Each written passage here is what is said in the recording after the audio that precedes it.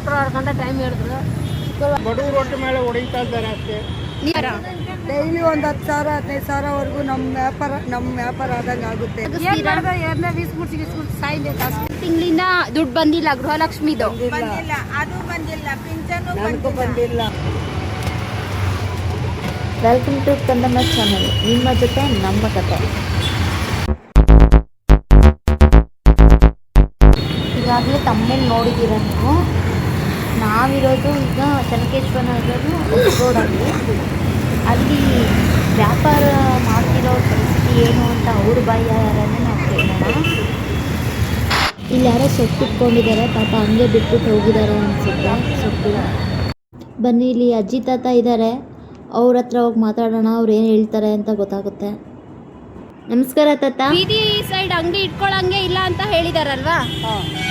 ಮತ್ತೆ ನೀವು ಏನ್ ಮಾಡ್ತೀರಾ? ಬೇರೆ ವ್ಯಾಪಾರ ಏನಾದ್ರು ಮಾಡ್ತೀರಾ ಅಥವಾ ಇದನ್ನೇ ಬೇರೆ ಕಡೆ ನೋಡೋಣ. ಇವಾಗ ಏನು ಹೇಳಕ್ಕಾಗಲ್ಲ. ಎಲ್ಲೇನ ಅಂಗಡಿ ಚಿಕ್ಕ ಅಂಗಡಿ ಏನೋ ಹಾಕ್ತೀವಿ, ಇಲ್ಲಾಂದ್ರೆ ಬೇರೆ ಏನೋ ನೋಡ್ಬೇಕು. ಈಗ ನೀವು ಇಲ್ಲಿ ಅಂಗಡಿ ಇಟ್ಕೊಂಡಿದ್ದೀರಾ ಅಲ್ವಾ? ಈಗ ನಿಮಗೆ ಎಷ್ಟು ಆಗುತ್ತೆ ಒಂದಿನಕ್ಕೆ ವ್ಯಾಪಾರ? ಏನು 2,000-3,000 ಆಗುತ್ತೆ. ಅಂಗಡಿ ಇಟ್ಕೊಂಡ್ರೆ ಅಷ್ಟಾಗುತ್ತಾ ವ್ಯಾಪಾರ? ಬಾಡಿಗೆ ಕಟ್ಟಬೇಕು? ಗೊತ್ತಾಗಲ್ಲ. ಅಂಗಡಿ ಇಟ್ಟರೇನೆ ದುಡ್ಡು ಹೇಳ್ಬೇಕು. ವ್ಯಾಪಾರ ಹೆಂಗೆ ನಡೀತದೆ ಏನು ಅಂತ ಏನು ಗೊತ್ತಾಗಲ್ಲ. ಈಗ ಸರ್ಕಾರ ಈ ನಿರ್ಧಾರ ತಗೊಂಡಿರೋದಕ್ಕೆ ನಿಮಗೆ ಅನುಕೂಲ ಆಗಿದೆಯಾ ಅನಾನುಕೂಲ ಆಗಿದೆಯಾ? ಏನು ಅನುಕೂಲ ಇಲ್ಲ ಮಗ. ಏನೋ ಬಡವರು ಒಟ್ಟು ಮೇಲೆ ಹೊಡಿತಾ ಇದ್ದಾರೆ ಅಷ್ಟೇ. ತಾತ ಹೇಳಿ ಕೇಳಿಸ್ಕೊಂಡ್ರಲ್ಲ, ಬನ್ನಿ ಹಾಗೆ ಮುಂದೆ ಹೋಗೋಣ. ಮುಂದೆ ಸರ್ಕಾರಿ ಎಲ್ಲ ಹಾಕಿರ್ತಾರೆ, ಹಾಗೆ ಮುಂದೆ ಹೋಗ್ತಾ ಕೇಳೋಣ ಅವ್ರಿಗೂ ಪಾಪ ಏನು ಅನಿಸುತ್ತೆ ಅಂತ. ಸಡನ್ನಾಗಿ ಈಗ ಅವ್ರಿಗೂ ಖಾಲಿ ಮಾಡಿ ಅಂದರೆ ನಾಳೆ ಅವ್ರಿಗೆ ಎಲ್ಲಿ ವ್ಯಾಪಾರ ಮಾಡ್ಕೊಳ್ಳೋದು ಅಂತ ಅವರಿಗೂ ಪಾಪ ತಲೆನೋವಾಗಿರುತ್ತೆ. ಇಷ್ಟು ದಿನ ಅದನ್ನೇ ನಂಬ್ಕೊಂಡು ಜೀವನ ಮಾಡ್ತಾಯಿದ್ರು. ಅದು ಸಡನ್ನಾಗಿ ಈಗ ಅವರಿಗೆ ಹೇಳಿರೋದಕ್ಕೆ ಏನು ಮಾಡಬೇಕು ಅಂತ ಅವರಿಗೂ ಗೊತ್ತಾಗೋದಿಲ್ಲ. ಈಗ ಹೊಸರೋಡು ಯಾವಾಗಲೂ ಫುಲ್ಲು ಜನಜೀವನ ತುಂಬಿರ್ತಾ ಇರ್ತಾರೆ. ಸಂಜೆ 4 ಗಂಟೆ ಆದರೆ ಸಾಕು, ಅಲ್ಲಂತೂ ಕಾಲಿಡೋಕ್ಕೆ ಜಾಗ ಇರೋಲ್ಲ, ಅಷ್ಟೊಂದು ಜನ ಇರ್ತಾರೆ. ಈಗ ನೋಡಿದ್ರೆ ಆಲ್ಮೋಸ್ಟ್ ಇಲ್ಲೇ ಅಂಗಡಿಯೆಲ್ಲ ಸ್ವಲ್ಪ ಖಾಲಿ ಮಾಡ್ತಾ ಇರೋ ಥರ ಅನ್ನಿಸ್ತೈತೆ. ಬನ್ನಿ, ಇಲ್ಲ ಮುಂದೆ ಹಣ್ಣಿನ ಅಂಗಡಿ ಇದೆ, ಅವ್ರ ಹತ್ರ ಕೇಳೋಣ ಅವ್ರೇನಂತಾರೆ. ಖಾಲಿ ಸಡನ್ನಾಗಿ ಬಂದು ಖಾಲಿ ಮಾಡಿ ಅಂತ ಹೇಳಿದಾರಾ? ಈಗ ವ್ಯಾಪಾರ ಅಂದರೆ ಈಗ ಮನೆ ಹತ್ರನೂ ಹೋಗಿ ನಾ ವ್ಯಾಪಾರ ಮಾಡುವ ಪರಿಸ್ಥಿತಿ ಬಂದಿದ್ಯಾ ನಿಮಗೆ? ಮನೆ ಮಾಡಂಗೆ ಇಲ್ಲ, ಎಲ್ಲಿ ನಿಲ್ಸಂಗಿಲ್ಲ ಅಂತಾರೆ. ಏನು ಮಾಡ್ತೀಯ? ಮತ್ತೆ ಹೆಂಗೆ ಮುಂದೆ ಜೀವನ ಹೆಂಗ್ ಸಾಗಿಸ್ತೀರಾ? ಸಾಯ್ಬೇಕು ಅಷ್ಟೇ. ಏನು ಮಾಡ್ತೀಯಮ್ಮ? ಏನು ಮಾಡಲ್ಲ. ಇವತ್ತು 4 ದಿವಸ ಆಗಿದೆ ನಾವೆಲ್ಲ ಊಟ ತಿನ್ನಿ ನಾವೆಲ್ಲ ಮಾಡಿ 4-5 ದಿವಸ ಆಗಿದೆ. ಏನು ಮಾಡ್ತೀಯ? ಈಗ ಸರ್ಕಾರ ಈ ನಿರ್ಧಾರ ತಗೊಂಡಿರೋದ್ರ ಬಗ್ಗೆ ನೀವೇನು ಹೇಳ್ತೀರಾ ಆಂಟಿ? ಸರ್ಕಾರ ತಗೊಳ್ಳೋದ್ರ ಬಗ್ಗೆ ತಪ್ಪು ಇಲ್ಲ ಹೇಳಿಲ್ಲಮ್ಮ. ಈ ಥರ ಬಡವರು ಹೊಟ್ಟಿ ಮೇಲೆ ಹೊಡಿತಾರೆ, ಅದೇ ತಪ್ಪು. ಬಡವರು ಹೆಂಗೆ ಹೋಗೋದು, ಏನು ಮಾಡೋದು ಹೇಳಿ? ಎಲ್ಲಿಗೆ ತಗೊಂಡು ಬರೋದು? ನಮ್ಮ ಜೀವನ ಇದೇ ನಂಬಿ ಎಷ್ಟೋ ಸಾಲಗಳು ತಗೊಂಡಿದ್ರು, ಎಷ್ಟೋ ಮಾಡಿದ್ರು. ಮಕ್ಕಳು ಓದಿಸ್ಬೇಕಂದ್ರೆ ಒಂದು 50,000 ಕೇಳ್ತಾರೆ, ಲಕ್ಷ ಕೇಳ್ತಾರೆ. ಎಲ್ಲಿಂದ ಹೋಗಿ ಕೊಡೋದು, ಎಲ್ಲಿಂದ ಮಾಡೋದು? ನೀವು ಎಲ್ಲ ಜೀವನ ನಮ್ಮ ಹೊಟ್ಟಿ ಮೇಲೆ ಹೊಡಿತಂದ್ರೆ, ಬಡವರ ಹೊಟ್ಟಿ ಮೇಲೆ ಹೊಡಿಯೋದಂದ್ರೆ ಸೌಕರ್ಯ. ಈಗ ಎಲ್ಲ ವ್ಯಾಪಾರಿಗಳು ಏನಾದರೂ ಬಂದಂಥದ್ದು ಏನಾದರೂ ಮಾಡ್ತೀರಾ? ಹೇಗೆ ಮಾಡ್ಬೇಕು? ಮತ್ತೆ ಅಷ್ಟೇ, ಏನಾರ ಒಂದು ಮಾಡಬೇಕು. ಈಗ ನಡೀತದೆ, ಇಲ್ಲಾಂದ್ರೆ ನಡೆಯಲ್ಲ. ನಮ್ಮ ಜೀವನದ ಮೇಲೆ ಹೊಡಿದಿರೋನು ಅವನು ಚೆನ್ನಾಗೇ ಇರಲ್ಲ ಬಿಡು. ಕೇಳಿದ್ರಲ್ವ ಮುಂದೆ ಹಣ್ಣಿನವರು ಯಾವ ಥರ ಮಾತಾಡಿದ್ರು ಅಂತ. ಅವ್ರು ಪಾಪ ಅದನ್ನೇ ನಂಬ್ಕೊಂಡು ಜೀವನ ಮಾಡ್ತಾ ಇರ್ತಾರೆ. ಈಗ ಸಡನ್ನಾಗಿ ಖಾಲಿ ಮಾಡಿ ಅಂದರೆ ಅವ್ರು ಎಲ್ಲಿಗೆ ಹೋಗಬೇಕು? ಇಲ್ಲೇ ಭಾಗ್ಯ ಬನ್ನಿ ಮುಂದೆ ಟೊಮೆಟೊ ಹಣ್ಣು ಇಟ್ಕೊಂಡಿದ್ದಾರೆ, ಮತ್ತು ಅದರಿಂದ ಹೂವು ಇಟ್ಕೊಂಡಿದ್ದಾರೆ. ಅವ್ರ ಹತ್ರನೂ ಕೇಳೋಣ, ಅವ್ರ ಅಭಿಪ್ರಾಯನೂ ನಾವು ತಿಳ್ಕೊಳ್ಳೋಣ. ಈಗ ಅಂಗಡಿ ಎಲ್ಲ ತೆಗಿಯಕ್ಕೆ ಹೇಳಿದ್ದಾರೆ. ಹೌದಮ್ಮ. ನಾಳೆಯಿಂದ ನಿಮ್ಮ ಜೀವನ ಹೆಂಗ್ ಸಾಗುತ್ತೆ? ನಿಮಗೆ ಮಾಡೋದೋ ಏನೋ ಗೊತ್ತಿಲ್ಲ. ನಮಗೂ ಎಲ್ಲ ಒಂದು ಜಾಗ ಕೊಟ್ಟರೆ ಮಾಡ್ಕೊಂಡಿರ್ತೀವಮ್ಮ ನಾವು. ಈಗ ನಾಳೆಯಿಂದ ಏನು ಇಡಂಗಿಲ್ಲ ಅಂತ ಟೈಮ್ ಕೇಳಿದ್ದಾರೆ. ಶುಕ್ರವಾರದಿಂದ ಏನು ಇಡಬಾರ್ದು ಅಂತ ಹೇಳಿದಾರಾ? ಸರಿ, ಹಾಗಾದ್ರೆ ಮತ್ತೆ ನಿಮ್ಮ ಜೀವನ ಮುಂದೆ ಹೇಗೆ? ಏನು ಮಾಡೋದು, ಎಲ್ಲ ಒಂದು ಕಡೆ ಮಾಡ್ಕೊಂಡು ಹೋಗ್ಬೇಕಷ್ಟೇ. ಇಲ್ಲೂ ಇಕ್ಕಂಗಿಲ್ವಂತೆ. ನೀವೇನಾದ್ರೂ ಏನು ಮಾಡೋದಂತ ಸರ್ಕಾರಕ್ಕೆ ನೀವೇನಾದ್ರೂ ಹೇಳಂಗಿದೆಯಾ? ನಮಗೂ ಒಂದು ತಳ್ಳೋ ಗಾಡಿ ಅವ್ರಿಗೇನೋ ಒಂದು ಹೆಲ್ಪ್ ಮಾಡಿದ್ರೆ, ಅಂಗಡಿ ಹಾಕೊಳ್ಕೊಂಡು ಇಷ್ಟು ಜಾಗ ಕೊಟ್ಟರೆ ಸಾಕು. ಈಗ ನೀವು ಆ ಥರ ಕೇಳಿದ್ರೆ ಅವ್ರು ಹೇಳ್ತಾರಲ್ವಾ, ಅಂಗಡಿ ಇಟ್ಕೋಬೋದಲ್ವಾ, ಅಂಗಡಿ ಮಾಡ್ಕೋಬೋದಲ್ವಾ ಅಂತ. ಬಿಡ್ತಾ ಇಲ್ವಲ್ಲ, ಇಲ್ಲಿ ಬಿಡಲ್ಲ ಅಂತಾರಲ್ವಾ. ಬಾಡಿಗೆ 30,000 40,000 ಅಂತಾರೆ. ನಾವು ಸಂಪಾದನೆ ಮಾಡೋದು ಡೈಲಿ ಒಂದು 2,000 3,000. ಎಷ್ಟು ಎಲ್ಲಿಂದ ಬರುತ್ತೆ? ಅದರಲ್ಲೇ ಹೂವು, ಅದು ಮನೆ ಬಾಡಿಗೆ, ಅದೆಲ್ಲ ಇದನ್ನೇ ನೋಡ್ಬೇಕಲ್ವಾ. ಎಷ್ಟು ಅವರ್ ಇಟ್ಕೊಂಡಿರ್ತೀರಾ ಅಂಗಡಿ? ನಾವು ಬೆಳಗ್ಗೆ 6 ಗಂಟೆಗೆ ತೆಗೆದ್ರೆ ರಾತ್ರಿ 10 ಗಂಟೆವರೆಗೂ ಇರ್ತೀವಿ. 35 ವರ್ಷ ಆಯ್ತು ಅಂಗಡಿ. ಎಷ್ಟಾಗುತ್ತೆ ವ್ಯಾಪಾರ? ಡೈಲಿ ಒಂದು 10,000 15,000ವರೆಗೂ ನಮ್ಮ ವ್ಯಾಪಾರ ಆದಂಗೆ ಆಗುತ್ತೆ. ಮತ್ತೆ ಹೂವಾದವ್ರಿಗೆಲ್ಲ ದುಡ್ಡು ಕೊಡ್ಬೇಕು, ಅವ್ರಿಗೆ ಇವ್ರಿಗೆ ಎಲ್ಲಾನು ಸಾಲ ಫಲ ಮಾಡಿರ್ತೀವಿ, ಈಗ ನೀವಿಲ್ಲಿ ಲೋನ್ ಅಂಗಡಿ ತಗೊಂಡಿರ್ತೀವಿ. ಈಗ ನೀವಿಲ್ಲಿ ಅಂಗಡಿ ಇಟ್ಕೊಂಡಿದ್ದೀರಾ ಅಲ್ವಾ, ಈ ಜಾಗಕ್ಕೆ ಏನಾದ್ರೂ ದುಡ್ಡು ಕಟ್ಟಬೇಕು ಅಂತ ಇದೆಯಾ? ಏನಿಲ್ಲ. ಅದೇ ನೀವೇನಾದ್ರೂ ಬಾಡಿಗೆ ಅಂತ ಹೋದ್ರೆ ಅಲ್ಲಿ ದುಡ್ಡು ಕಟ್ಟಬೇಕು, ದುಡ್ಡು ಅಲ್ಲಿಗೆ ಕಲೆಕ್ಷನ್ ಆಗೋ ದುಡ್ಡು ಬಾಡಿಗೆಗೆ ಸರಿಯಾಗುತ್ತೆ. 30,000 ಬಾಡಿಗೆ ಕೊಟ್ಬಿಟ್ಟು ನಮ್ಮ ಜೀವನ ಹೆಂಗ್ ನಡ್ಸೋದು ನಾವು ಅಲ್ವಾ?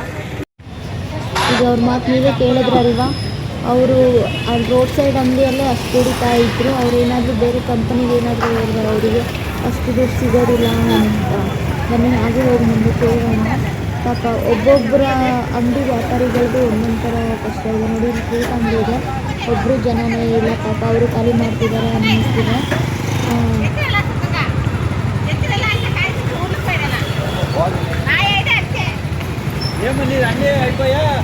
ಎರಡು ದಿನ ಟೈಮ್ ಕೊಟ್ಟಿರೋದಕ್ಕೆ ಆಲ್ಮೋಸ್ಟ್ ಅಂಗಡಿಗಳೆಲ್ಲ ಪಾಪ ಖಾಲಿ ಮಾಡ್ಕೊತಿದ್ದಾರೆ. ಇರೋ ಐಟಮ್ಸ್ನ ಖಾಲಿ ಮಾಡ್ಕೊತಿದ್ದಾರೆ. ಅನಿಸ್ತು ಸ್ವಲ್ಪ ಜನ ವ್ಯಾಪಾರ ಮಾಡೋಕ್ಕೆ ನೋಡ್ತಿದ್ದಾರೆ. ಇಲ್ಲಿ ನೋಡಿ ಕಳ್ಳ ಹೆಂಗೆ ಕೂತಿದ್ದಾನೋ ನೋಡಿಕೊಂಡು ವಿಡಿಯೋ ಮಾಡ್ತಿದ್ರೆ. ಹಂಗೆ ಬನ್ನಿ ಮುಂದೆ ನೋಡೋಣ.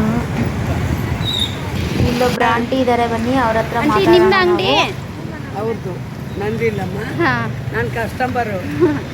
ಆಂಟಿ, ನಿಮ್ಗೆ ಏನಾದ್ರು ನೋಟಿಸ್ ಏನಾದ್ರು ಕೊಟ್ಟಿದ್ದಾರಾ ಅಂಗಡಿ ಖಾಲಿ ಮಾಡೋದಕ್ಕೆ? ಖಾಲಿ ಮಾಡಕ್ಕೆ ಹೇಳಿದಾರಮ್ಮ. ಹೇಳಿದಾರಾ? ಎಷ್ಟು ದಿನ ಆಯಿತು ಹೇಳಿ? ಇವತ್ತು ಬೆಳಗ್ಗೆ ಹೇಳಿದ್ರಾ? ಈಗ ಅಂಗಡಿ ತೆಗೆದುಬಿಟ್ಟು ಮತ್ತೆ ವ್ಯಾಪಾರ ಹೇಗೆ ಎಲ್ಲಿ ಮಾಡಬೇಕು ಅಂತ ಇದ್ದೀರಾ? ಏನು ಮಾಡೋದಮ್ಮ, ಅವ್ರು ಏನು ವ್ಯವಸ್ಥೆ ಮಾಡಿಕೊಡ್ತಾರೆ ಅದ್ರ ಮೇಲೆ ಹೇಳಿ. ಅಲ್ಲ, ಇವಾಗ ಎತ್ತಬೇಕಂದ್ರೆ ಎತ್ತಬೇಕು, ಗೌರ್ಮೆಂಟ್ ರೂಲ್ಸು.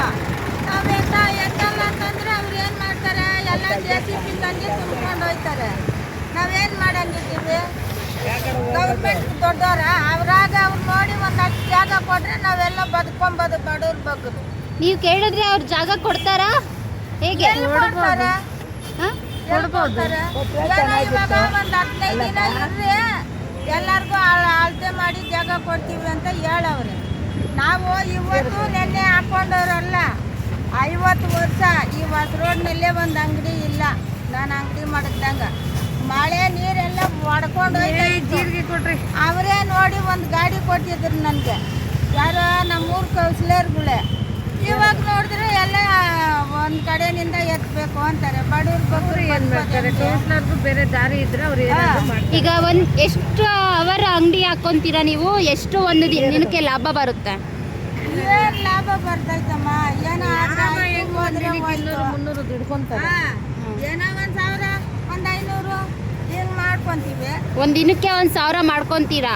ಈಗ ಶುಕ್ರವಾರದಿಂದ ಅಂಗಡಿ ಇರೋದಿಲ್ಲ, ಮತ್ತೆ ನೀವು ವ್ಯಾಪಾರ ಮಾಡಂಗಿರೋದಿಲ್ಲ, ಮತ್ತೆ ಮನೇಲಿ ಖಾಲಿ ಕುತ್ಕೋಬೇಕು ಅಷ್ಟೇನಾ? ಅದೇ ಅಷ್ಟೇನೆ.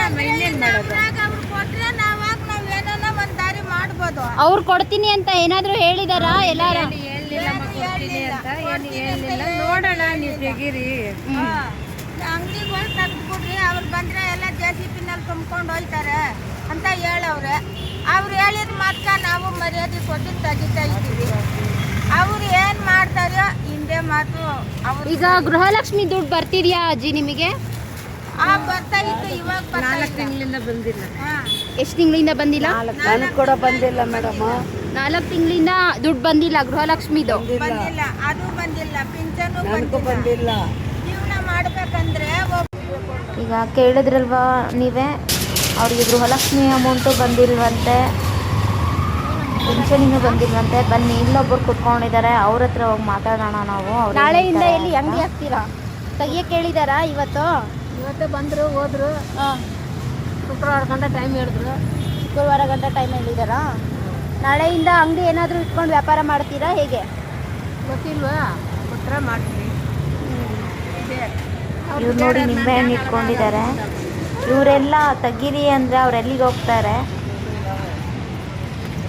ಬನ್ನಿ ಇನ್ನೂ ಮುಂದೆ ಹೋಗೋಣ, ಹಾಗೆ ನೋಡೋಣ. ಇನ್ನೂ ವ್ಯಾಪಾರ ಸ್ವಲ್ಪ ಇಟ್ಕೊಂಡಿದ್ದಾರಾ, ಹಾಗೆ ತೆಗ್ದಿದ್ದಾರಾ ಅಂತ ನೋಡೋಣ. ಆಲ್ಮೋಸ್ಟ್ ಎಲ್ಲ ತೆಗ್ಸಿದ್ದಾರೆ ಅನಿಸುತ್ತೆ. ಒಬ್ಬೊಬ್ರು ಇಟ್ಕೊಂಡಿದ್ದಾರೆ, ಅವರು ಜಾಸ್ತಿ ತರಕಾರಿ ಇರೋರು ತೆಗಿತಿದ್ದಾರೆ.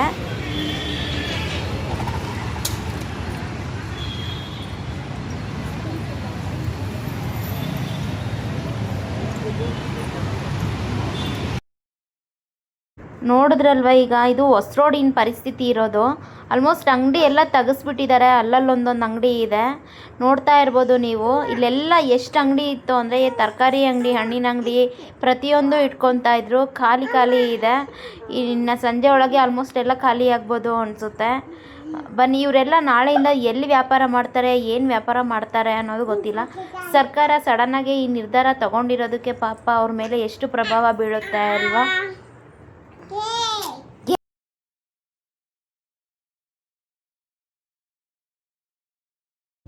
ನೋಡ್ತಿದ್ದೀರಲ್ವ ನೀವು, ಈಗೆಲ್ಲ ಇದು ಖಾಲಿ ಮಾಡಿಸ್ತಿದ್ದಾರೆ. ಇಲ್ಲಿ ಯಾವಾಗಲೂ ಹಣ್ಣಿನ ಅಂಗಡಿ ಇಟ್ಕೊಂಡಿರ್ತಿದ್ರು ಮತ್ತು ತರಕಾರಿ ಅಂಗಡಿ ಇಟ್ಕೊಂಡಿರ್ತಿದ್ರು. ಈಗ ಅವು ಯಾವೂ ಇಲ್ಲ, ಎಲ್ಲ ಖಾಲಿ ಮಾಡಿಸಿದ್ದಾರೆ ಅನಿಸುತ್ತೆ.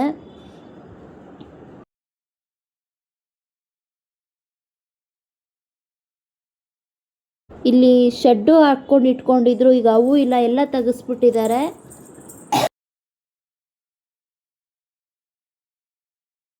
ನೋಡಿ ಬನ್ನಿ ಹಾಗೆ ಮುಂದೆ ಹೋಗೋಣ. ಇಲ್ಲೆಲ್ಲ ಹಣ್ಣಿನ ಅಂಗಡಿ ಇಟ್ಕೊಂಡಿರ್ತಿದ್ರು.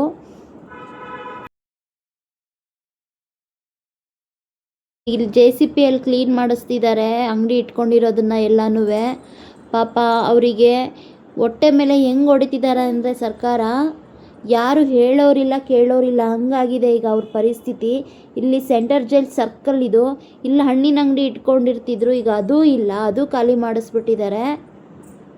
ಸರ್ಕಾರದ ಈ ನಿರ್ಧಾರದ ಬಗ್ಗೆ ಸರಿನಾ ತಪ್ಪಾ ಅಂತ ನೀವೇ ಕಮೆಂಟ್ ಮಾಡಿ ಹೇಳಿ ನನಗೆ.